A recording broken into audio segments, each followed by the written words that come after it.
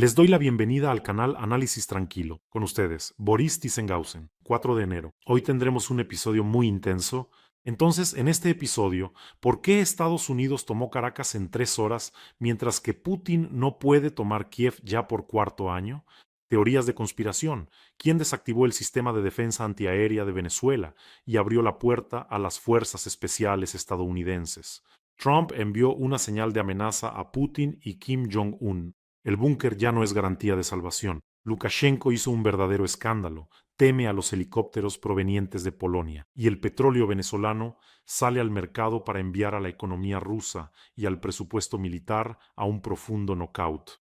El patriarca Kirill anunció la creación de una civilización especial de los rusos, y también sobre si Donald Trump realmente abrió la caja de Pandora para los dictadores con esta operación en Venezuela. Sobre esto y mucho más habrá muchas cosas interesantes en el episodio de hoy. Si es la primera vez que visitas este canal, bienvenido. Y por supuesto, suscríbete para no perderte los próximos episodios. La Federación Rusa insta firmemente a Estados Unidos a liberar a Maduro y a su esposa. Así lo declara el Ministerio de Asuntos Exteriores de la Federación Rusa. Hablan sobre la violación del derecho internacional. Escuchen, ¿por qué los dictadores solo se acuerdan de la ONU y de la violación del derecho internacional cuando tienen el trasero en llamas o el de sus aliados? En Rusia ahora realmente hay histeria. Allí, los partidarios de Putin han empezado a hacer preguntas incómodas. ¿Por qué Estados Unidos llevó a cabo brillantemente su operación en Caracas en 3 horas, mientras que Rusia lleva años luchando en Ucrania? Y de verdad, ¿por qué no pudieron tomar Kiev en 3 días, pero sí Caracas en 3 horas? Les diré más. Ni siquiera en 3 años lograron tomar Kiev. Y eso que los rusos lo intentaron, de verdad lo intentaron. Les recuerdo, al aeródromo de Gostomel, cerca de Kiev, volaban decenas de helicópteros rusos para capturar ese aeródromo y asegurar el aterrizaje de aviones de transporte militar rusos. Las fuerzas principales debían aterrizar allí y después debían avanzar hacia el barrio gubernamental en Kiev, a la calle Bankova, y capturar allí a Volodymyr Zelensky, capturar a la dirección de los servicios secretos en Kiev, capturar al mando militar. De verdad intentaron hacerlo, pero los helicópteros rusos empezaron a ser derribados ya en la zona de Vishgorod, sobre el mar de Kiev, y las tropas aerotransportadas rusas en Gostomel ya no despegaron a ningún lado, porque allí simplemente los hicieron picadillo. En general, muchos se sorprenden de lo limpia que fue la operación para evacuar a Maduro, y esto, por cierto, generó un montón de teorías conspirativas. La teoría más común es que esta evacuación de Maduro en realidad no fue ninguna evacuación, sino una fuga acordada con las autoridades de Estados Unidos. Que en esta operación especial alguien del entorno de Maduro y de la cúpula militar ayudó a Estados Unidos, pero me parece que eso ya lo entiende todo el mundo. Es decir, hasta ahora no he encontrado una explicación clara de por qué los helicópteros de la Unidad Especial Delta no fueron atacados sobre Caracas, cuando volaban para capturar a Maduro primero con su esposa y luego regresaban, porque no todos los sistemas de defensa antiaérea de Venezuela habían sido desactivados. Es decir, nos mostraron varios sistemas de defensa antiaérea quemados, pero eso ni siquiera es una décima parte. Recuerdo que Maduro tiene cientos y cientos de guardaespaldas, incluyendo que en su momento fue protegido por el grupo Wagner. Ahora esa unidad especial se llama de otra manera, pero creo que los rusos siguen estando allí, y tenía cientos de sus propios guardaespaldas. También recuerdo que Rusia suministró a Venezuela, además de sistemas de defensa antiaérea serios como el S-300, Tor, Buk, también entregó varios miles de sistemas de misiles antiaéreos Igla, que simplemente se disparan así, desde el hombro, y podían atacar helicópteros estadounidenses Chinook que volaban bajo. Además, bueno, ya lo vieron, es una máquina seria, bastante torpe. Volaban a una altura de hasta 50 metros, es decir, volaban muy bajo, pero no hubo ataque. Y si no hubo ataque, entonces lo más probable es que no hubo orden. Y si no hubo orden, significa que el alto mando militar, por alguna razón, no dio esa orden. Bueno, en general, aún nos queda mucho por descubrir, pero la operación se llevó a cabo sin pérdidas para Estados Unidos. Es decir, la operación fue impecable, seguramente entrará en los libros de texto, y aquí hay algunos detalles. El presidente del Comité de Jefes de Estado Mayor de las Fuerzas Armadas, Dan Kane, informa que la aviación de Estados Unidos primero destruyó los sistemas de defensa aérea de Venezuela. Como ya mencioné, no se destruyeron exactamente todos los sistemas de defensa aérea. Se utilizaron alrededor de 150 aviones por parte de Estados Unidos. Pero aquí surge otra pregunta. Resulta que todos esos sistemas de defensa aérea que Rusia suministró a Venezuela durante años resultaron simplemente inútiles. Y les recuerdo especialmente a ustedes, el 1 de noviembre, Gazeta.ru, un medio ruso, el 1 de noviembre de este año publica una entrevista con Shuravlev. Y Shuravlev es el primer vicepresidente del Comité de Defensa de la Duma Estatal, Alexei Shuravlev, y diputado de la Duma Estatal. Miren lo que decía el 1 de noviembre. No es un personaje cualquiera de la calle, es diputado, primer vicepresidente del Comité de Defensa de la Duma Estatal. Así que, cito, a los estadounidenses les esperan sorpresas. Venezuela ha solicitado ayuda a Rusia, China e Irán ante la presión de Estados Unidos. Y el primer vicepresidente del Comité de Defensa de la Duma Estatal, Zhuravlev, en conversación con este medio Gazeta.ru, señaló que Rusia ya está suministrando armas a Venezuela. No descartó la posibilidad de suministrar a Caracas con sistemas de defensa aérea. Ven, esto es realmente serio. Nadie va a tocar a Maduro ni con un dedo. Rusia lo defenderá. Y otra de sus citas. Rusia, de hecho, es uno de los socios clave de Venezuela en materia técnico-militar. Suministramos a este país casi toda la gama de armamento, desde armas ligeras hasta aviación. Los cazas rusos Su-30 Mk-2 son la base de la Fuerza Aérea Venezolana. Esto la convierte en una de las potencias aéreas más fuertes de la región. El suministro de varios sistemas S-300 VM fortaleció significativamente la capacidad del país para proteger objetivos importantes de ataques aéreos. ¿Han visto algo así? Según la información más reciente, un avión de transporte Il-76 entregó hace apenas unos días en Caracas los sistemas rusos Pantsir S-1 y Buk M-2E, añadió Shuravlev. Y además, bueno, también pensaba darle a Maduro el Oreshnik. Escuchen, ustedes enviaron todo eso allí, rusos. ¿Y qué? ¿Y cómo funcionó eso? Absolutamente nada. Y ahora la pregunta principal que preocupa ahora a los aficionados al mundo ruso. Cito directamente a uno de los patriotas Z putinistas. Hay una pregunta inquietante que surge en el contexto de los acontecimientos actuales. Está claro que Caracas no va a devolver los créditos concedidos por Moscú, pero ¿qué pasará con las armas rusas que fueron suministradas a Venezuela? ¿Y no terminarán en Ucrania con el silencioso consentimiento de Trump? De ese mismo Trump, que es tan de los suyos, entre comillas, escribe este patriota Z, que en su momento fue el primero en suministrar armas letales a Ucrania. ¿Y cuánto perderá Moscú en miles de millones? Se los contaré un poco más adelante. Y de verdad, surge la pregunta, ¿cómo es que Putin volvió a superar a todos? Perdonó miles de millones, dio créditos allí, suministró armas y de un día para otro, ¡zas! Y adiós. Exactamente lo mismo, literalmente, que ocurrió en Siria. Allí también se suministraron armas y se le dieron miles de millones a ese Assad. ¿No les parece que, bueno, una vez todavía se podía mirar hacia otro lado ante este completo disparate por parte de Putin? Pero la segunda vez esto ya es simplemente un sistema. Y ahora, sobre el tema de que Donald Trump abrió la caja de Pandora, he visto más de una grabación así. Ahora todos los dictadores van a actuar de esa manera. Ahora, en general, el derecho internacional ya no existe.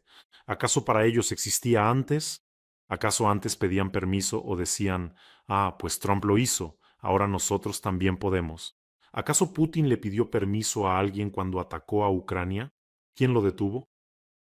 ¿Para qué cruzó Putin la frontera con Ucrania? Y no fue una operación de 3 horas sin víctimas, ya es el cuarto año de invasión a gran escala y desde 2014 la guerra en Ucrania continúa. Cientos de miles han muerto. ¿Acaso le preguntó a alguien o señaló a alguien con el dedo? ¿Acaso él también lo hace porque otros lo hacen? No, por eso los dictadores siempre han actuado así. Esto no es otra excusa más. ¿Para qué bombardeó Rusia a Georgia y Chechenia? ¿Acaso se necesitaba algún permiso? Aquí desde hace tiempo, ¿sabe? Hay una pregunta importante. Hace mucho que se necesita un debate sobre la revisión de las reglas del juego en general. Resulta que los dictadores no tienen esas reglas. Así, Putin decidió que tenía que salvar a alguien aquí y atacó a Ucrania.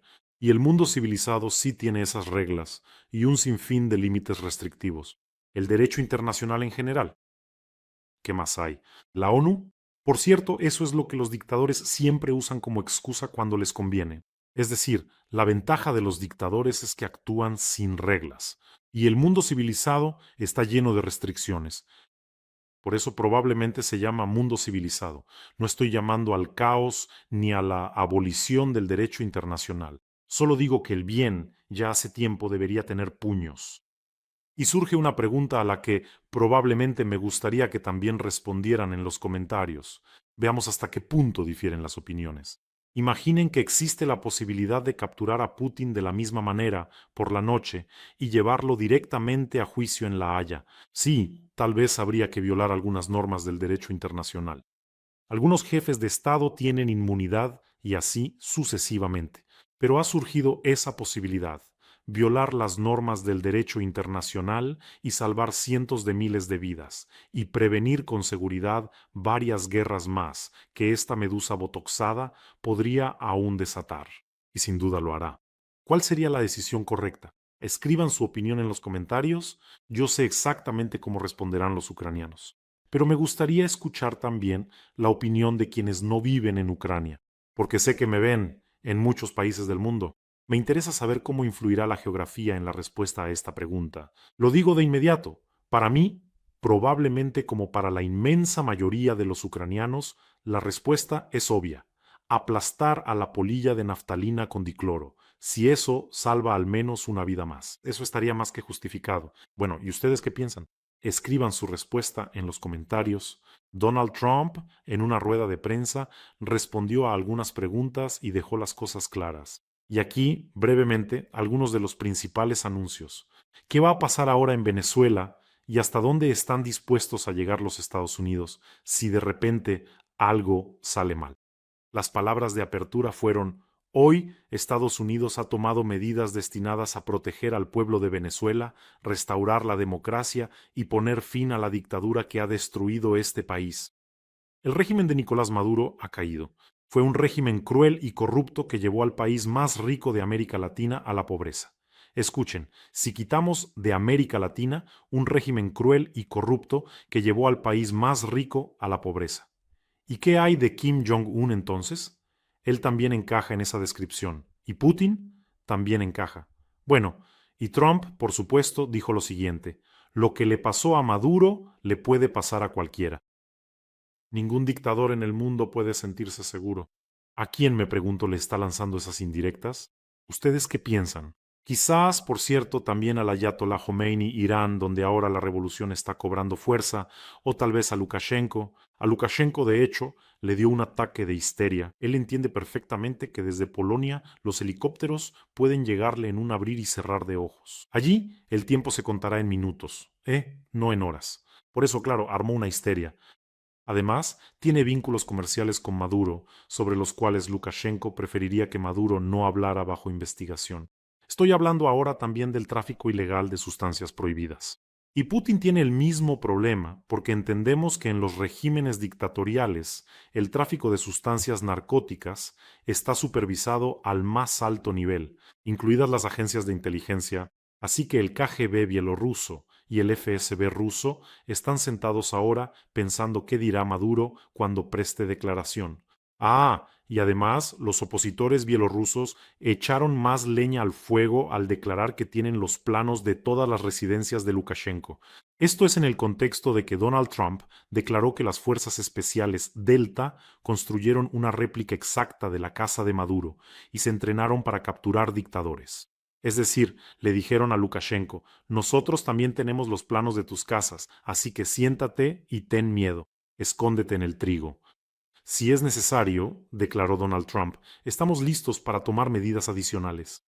Pero sinceramente, la primera fase fue tan exitosa que probablemente no será necesario, declaró Donald Trump.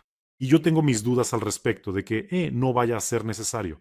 Así que Estados Unidos administrará Venezuela hasta que se lleve a cabo una transferencia de poder segura, adecuada y razonable.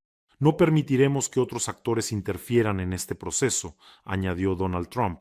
La cuestión principal es, los generales corruptos que estuvieron con Maduro durante años, que forman parte del cartel Sol, no han huido a ningún lado.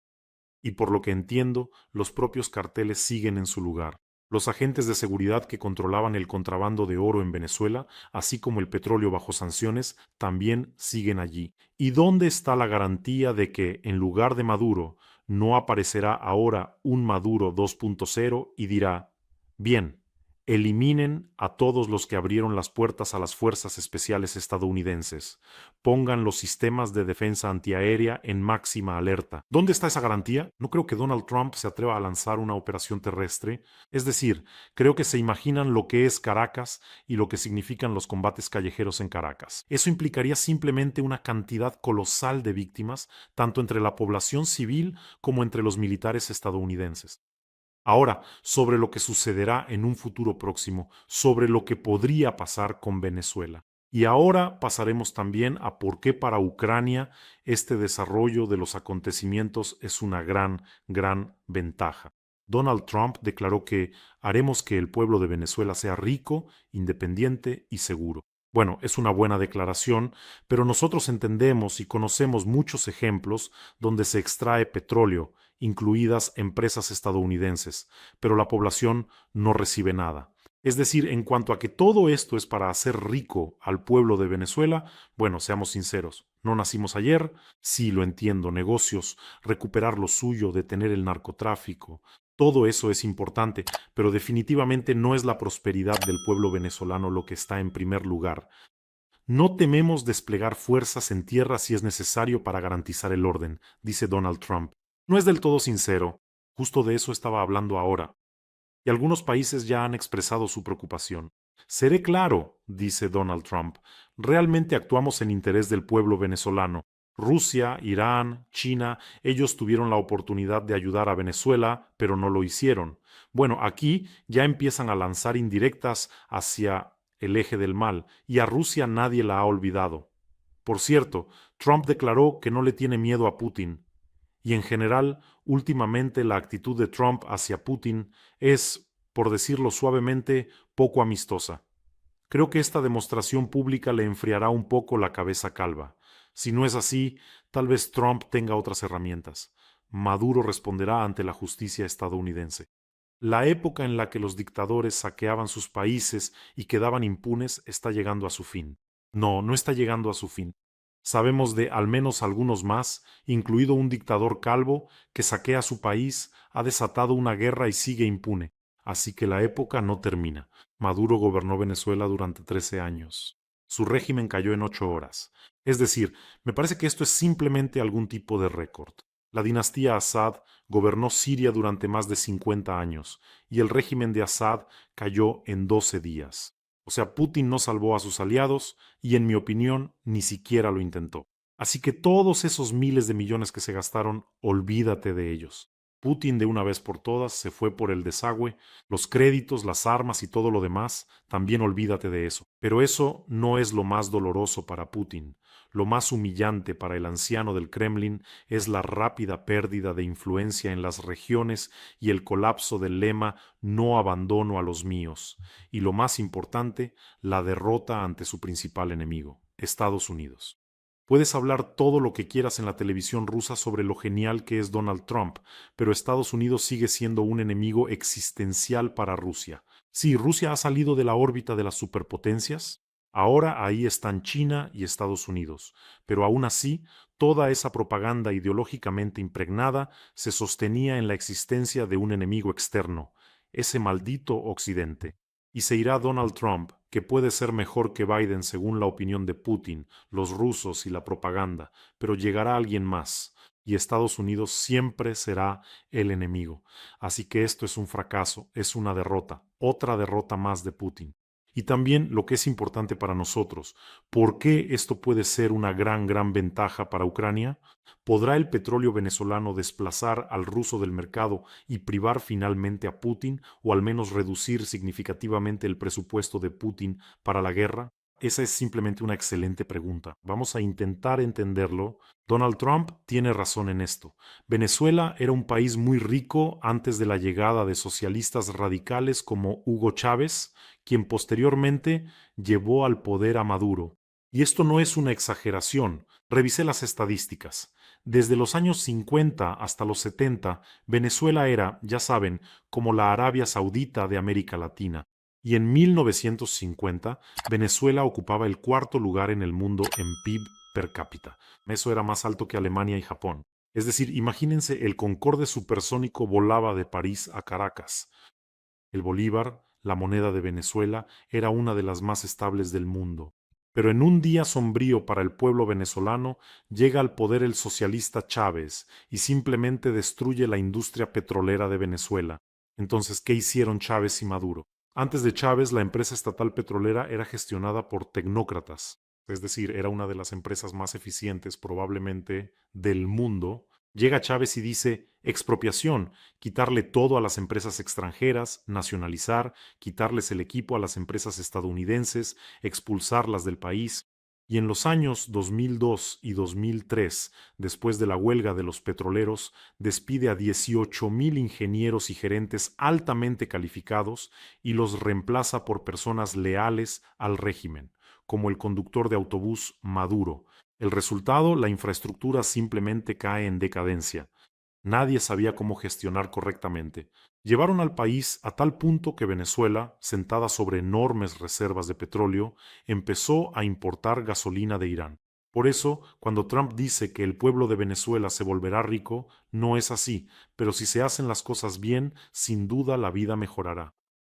Las empresas estadounidenses necesitan el petróleo venezolano también porque sus refinerías, ubicadas en Luisiana y Texas, están diseñadas específicamente para procesar el crudo pesado venezolano. Es decir, obtenían ganancias a través del refinado. Bueno, y en cuanto a si la gente se beneficiará o no, en los viejos tiempos, antes de Chávez, existía un sistema de regalías en el que las empresas pagaban al Estado el 50% o incluso más de las ganancias. Si el nuevo gobierno de Venezuela al menos restablece parcialmente este esquema, entonces, por supuesto, podría crear un fondo transparente siguiendo el modelo de Noruega, por ejemplo. Entonces, por supuesto, la gente notará una mejora.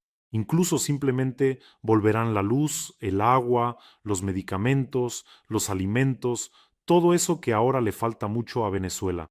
Pero seamos realistas.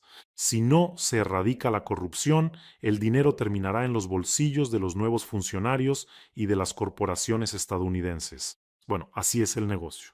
Pero incluso si las empresas estadounidenses regresan, ya será mucho mejor y los ingresos al presupuesto serán mucho mayores que si no están allí en absoluto y todo va simplemente a los bolsillos de la élite, como ocurría bajo Maduro. Pero Trump resuelve también algunos de sus propios asuntos. Aquí hay que decirlo directamente. Es decir, además de que les da la oportunidad de ganar dinero a las empresas estadounidenses, reduce los flujos migratorios. Es decir, si la vida en Venezuela mejora, si allí aparece trabajo, por supuesto la migración disminuye, da un golpe al narcotráfico y por supuesto gana puntos políticos. El objetivo principal de Trump, bueno, definitivamente no es la felicidad de los venezolanos. ¿Y será un golpe para Rusia si el petróleo venezolano sale al mercado? Esta es la pregunta más importante para nosotros. Así que no es un knockout instantáneo como si de repente ¡pum! Y ya está. No, por supuesto que no. Pero habrá un estrangulamiento lento. Y eso es agradable. El caso es que el petróleo venezolano, el tipo Merey 16, es un petróleo pesado y extrapesado. El Ural ruso se considera un petróleo medio. Así que compiten en los mercados de China e India. ¿Por qué? Porque las refinerías indias son unas de las más complejas del mundo, están adaptadas para prácticamente todos los tipos de petróleo. Son omnívoras, pueden procesar tanto el Urals ruso como el Merey venezolano. En los últimos años, naturalmente, la India ha multiplicado sus compras de petróleo de Ucrania, porque es barato y Venezuela está bajo sanciones estadounidenses. Si se levantan esas sanciones, millones de barriles de petróleo venezolano legal inundarán el mercado, e India le dirá a Putin, mira, o nos das un mayor descuento, o incluso más. Sí, entonces Putin ya estaría perdiendo o tomamos de Caracas, y eso reducirá los ingresos del Kremlin. ¿Podrá reemplazar completamente el petróleo ruso mañana mismo? Por supuesto que no. La infraestructura petrolera de Venezuela está destruida. Es decir, para devolver la producción al nivel anterior a Chávez, 3 millones de barriles o más, se necesitan inversiones de 50 a 100 mil millones y al menos de 3 a 5 años de trabajo. Pero las bolsas reaccionan a las expectativas. Es decir, la noticia de que se levantaron las sanciones y que las empresas estadounidenses comenzarán a perforar ya reducirá los precios mundiales del petróleo. Para Rusia, una caída del precio del petróleo de al menos $10 más por barril sería simplemente una catástrofe para el presupuesto. Y les recuerdo, el presupuesto ruso para el año 2026 está calculado considerando un precio del petróleo de $59 por barril y ahora ya lo están vendiendo casi $20 más barato de lo que está calculado en su presupuesto. Así que imagínense, está claro que mañana el país gasolinera no va a cerrar, pero el arresto de Maduro pone en marcha el temporizador de esa cuenta regresiva. El petróleo venezolano es la artillería pesada que fue excluida del mercado, pero Trump la vuelve a poner en juego. Y para Putin esto también significa la pérdida de una de las palancas clave de influencia sobre India y China, para quienes aparecerá una alternativa barata, el petróleo venezolano. Es decir, el mercado del petróleo no es elástico. Si Venezuela entra allí con sus enormes reservas, que tanto las refinerías indias como las chinas pueden procesar, entonces probablemente Rusia podría salir de ese mercado petrolero, o al menos verse desplazada significativamente. Así están las cosas. Y les recuerdo que en cada emisión realizamos una importante colecta para las Fuerzas Armadas de Ucrania, para nuestros defensores.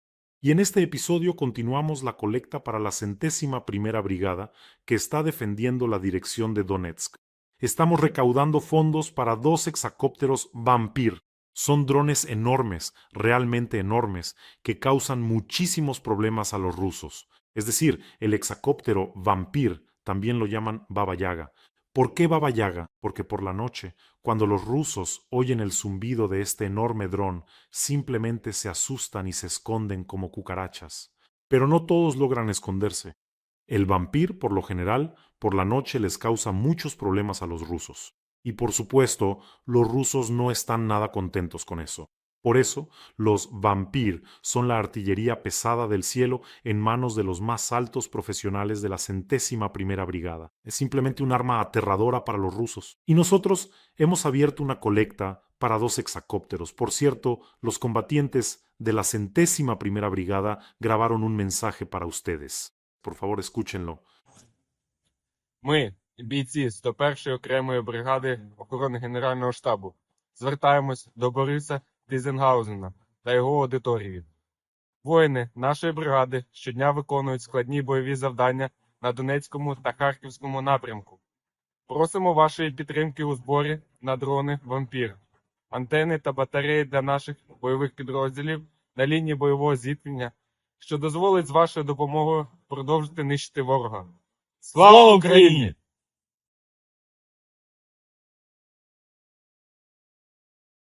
Ayudemos a nuestros guerreros, a nuestros titanes.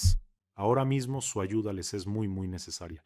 Y créanme, los especialistas de la Brigada 101, con la ayuda de los vampiros, harán que una parte significativa de los ocupantes simplemente desaparezca de la faz de la tierra. Y esa es precisamente su contribución a la defensa y protección de Ucrania, por lo cual siempre les doy las gracias de todo corazón, simplemente, de manera personal, de mi parte y de parte de cientos de combatientes y decenas de unidades a las que ya hemos ayudado juntos. Ustedes son increíbles y juntos somos una gran fuerza. El enlace para donar está en la descripción de este video. Allí hay opciones de Mono, Private y PayPal para quienes quieran ayudar desde el extranjero. Y cuídense, cuiden a sus seres queridos. Suscríbanse a este canal y les pido mucho, apoyemos a la Brigada 101. El enlace está en la descripción. Que tengamos todos un día tranquilo y gloria a Ucrania.